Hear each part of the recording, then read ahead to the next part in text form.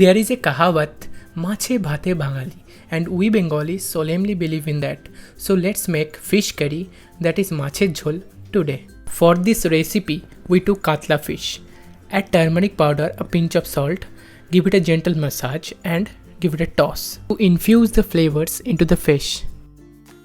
In the meantime, be ready with the potato. Heat some oil in a pan over a medium heat and gently place the marinated fish fillet one by one into the pan to fry it properly. Here we wait for 3 to 4 minutes for completion of one part. Once done, flip the fillets to fry another sides. Let the potato to be fried and transfer it into a bowl. Here is the main part. Be ready with the karai with hot oil. Add tej patta, elaichi, सूखा लाल मिर्च, दालचीनी, लौंग.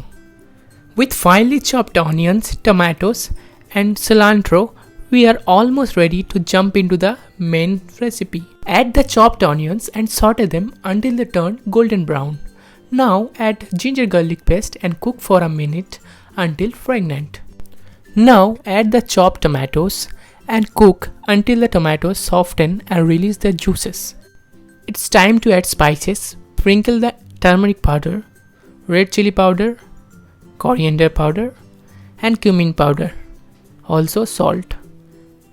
Give it a quick stir to coat the onions and spices evenly. Now add a green chili to make it a little spicy. This is optional.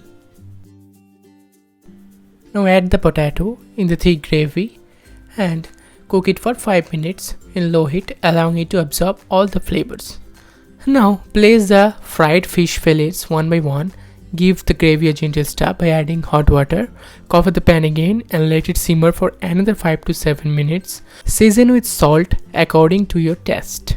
Once the fish is cooked through and curry has thickened slightly, turn off the heat, sprinkle some garam masala over the top for that extra burst of flavor, garnish with freshly chopped coriander leaves or cilantro. And voila, our delightful fish curry is ready to be devoured.